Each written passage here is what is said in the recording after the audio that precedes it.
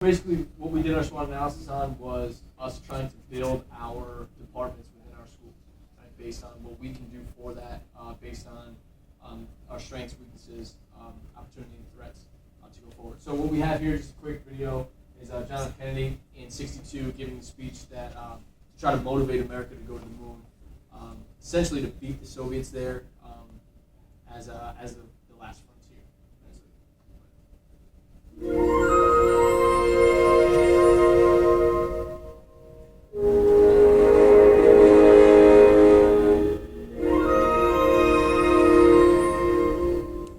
William Bradford, speaking in 1630 of the founding of the Plymouth Bay Colony, said that all great and honorable actions are accompanied with great difficulty, and both must be enterprised and overcome with answerable courage.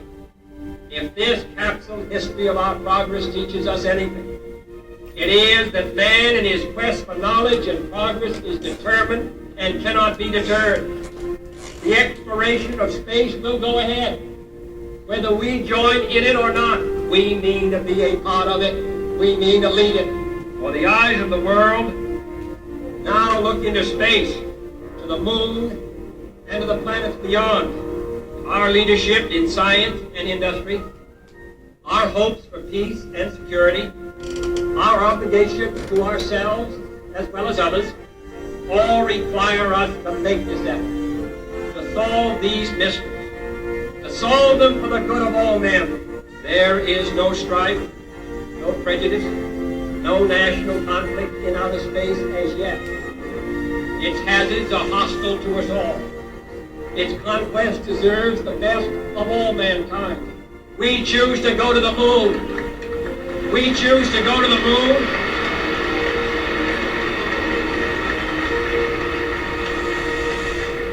We choose to go to the moon in this decade and do the other things, not because they are easy, but because they are hard. Because that challenge is one that we're willing to accept, one we are unwilling to postpone, and one we intend to win. One of the reasons, one of the biggest reasons we chose this video was because of the combination of industry and science, what Kenny's talking about. And we think that we do that in our programs and in our classes, that we do take the science, we do take industry, and we combine that to create, engineering for students in school. So where our SWOT analysis kind of begins, for the purpose of our activity, we're going to kind of start to explain where at the national, local, and state level, where our departments kind of hinder, benefit, so on and so forth. So what we're going to start with is the weaknesses and threats of our SWOT analysis. And the first thing we'll talk about as far as weaknesses within our departments, not just at the statewide, local, but kind of like national level. Enrollment is down in a lot of our programs, which means that not everybody's going for certifications to become tech ed or engineering education certified. With that being said, it kind of brings the downfall of the program. If you're not as educated within the program, you're not going to be able to deliver the content criteria properly to the students so we can actually make them tech savvy, so we can get onto the moon and actually have those experiences. One required course in Maryland is also another one of our weaknesses. Just for the fact that it's required is a great opportunity, but the fact is with only one course being required for tech ed or engineering education as far as that one requirement, it is kind of a hindrance. These kids are mandated to take X amount of foreign languages, X amount of English classes, so on and so forth, but only one in our program. With the exponentially changing times technology, that's kind of a hindrance or a weakness, as we stated, for our students. Lack of support from stakeholders. No, every school is individual. Every school is going to be separate from one another or separate entities. But as far as all the stakeholders, not everybody's always on page with what we want to actually do or accomplish for our students. They're ill-informed about what we're trying to present or actually to deliver to them in the first place. So with them being ill-informed about this, it means that they may point a kid in the wrong direction or wrong pathway choice as far as maybe towards a different course or a different elective, opposed to saying this is how our engineering courses can actually benefit you in all of your classes. Other elective choices. So whether they're choosing foreign languages or being pushed towards a computer science course, there's so many other electives sometimes that we get overlooked because sometimes the tech ed sequence, if you actually look on the course requirements, are put to the bottom of the end, so you never actually see what's being presented in the first place or offered to you. So those type of things are our weaknesses. Some threats. With some of our programs, not all our programs, money is an issue, or funding can be an issue. With that being said, it is very difficult sometimes to allocate money, especially when you have a lot of new teachers coming in. And for instance, right now in the state of Maryland, a lot of new teachers came in the past 4 or 5 years because of the graduation requirement. We're kind of ill-informed about how to get those large grants, how to get that large money source. So that could be an issue, even from local or state funding. Space. Sometimes we're just thrown into a classroom, we're thrown into a small computer lab, we're thrown into an English classroom, and we're expected to teach engineering. And that's far away from the fact. The fact of the matter is we need ample space, and the next thing is time to set it up. If you're thrown into a smaller classroom, then you need ample time to set up the classroom, as if you're in our profession, you know it takes more than 1 to 2 to 3 to 4 years just to be able to fill up that space with the time allotted. Other departments know information on our department and elective choices. Now, with other departments, they don't understand exactly what's going on. If there's more tenured or seasoned teachers in our schools, they may think we're the stereotypical shop class, when in fact, if they came into our classroom, we see, oh, they're teaching the same thing that I'm teaching in my physics course, science course, math course, etc. And then they're seeing article summaries about leadership type of things, and they see the interconnectedness between us, not just with STEM education, but with most programs as a whole.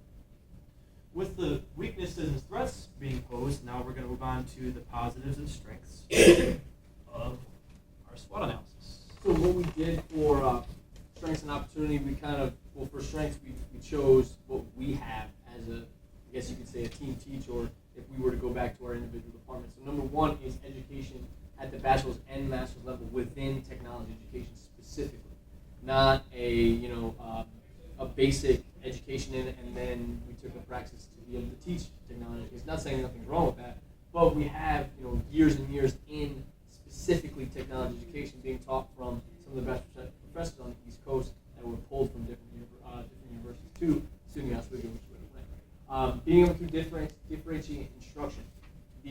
Our education within technology education has given us the opportunity or the ability to differentiate instruction. If a student is having difficulty with one concept, we can easily switch concepts, easily switch ways to instruct to aid them. Communication, speaking, just speaking out loud, lecture format, we're very good at that. Print, we have both. Well, I'm in my last master's class. Ryan finished up his master's last year. He's going to go through and do his doctorate soon. So being able to write is a strength we both have. And also web-based, you can see we have our website up here. Very easy to see. Materials processing ability. This lends more to the money side of one of the threats we had was money. We both have this knowledge of technology, this knowledge of materials to manipulate those materials to save that money.